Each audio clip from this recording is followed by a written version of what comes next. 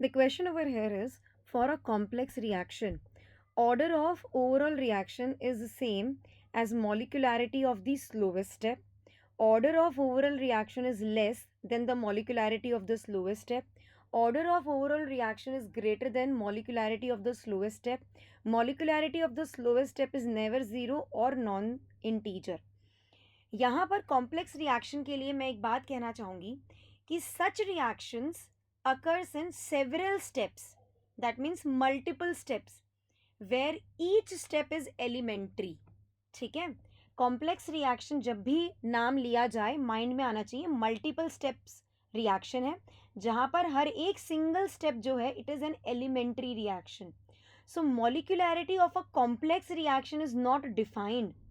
मॉलिक्यूलैरिटी of each step can be defined but overall नहीं.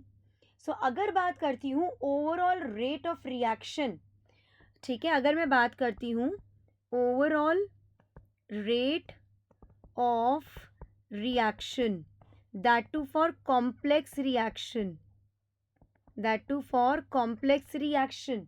सो overall rate of reaction जो है it is given by slowest step, it is given by slowest step of complex reaction, slowest step of complex reaction, that is known to be as rate determining step. क्योंकि complex reaction multiple step में होते हैं, हर एक step elementary reaction है, and one among them will be the slowest step and that will be the rate determining step. Okay, so याद रखना इस बात को.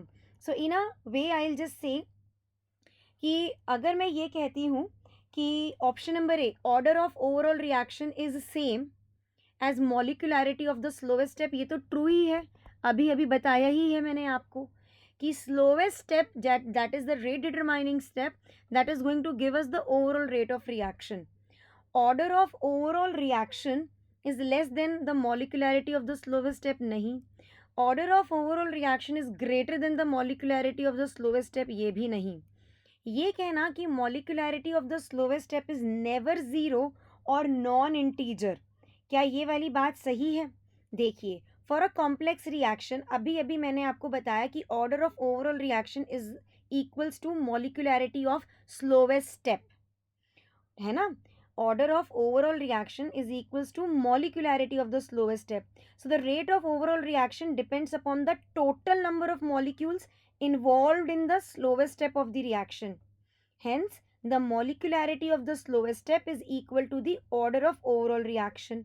Clear है? अब दूसरी बात, molecularity is the number of reacting species, atoms हो या molecules हो, in a reaction that occurs in a single step. So these are the species that colloid to form a product.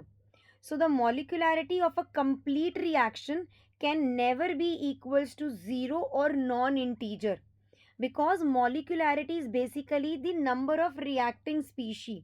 So molecularity of the slowest step is never zero or non-integer. ये भी true statement है. तो इस question के right answer है 1 and 4th. Okay.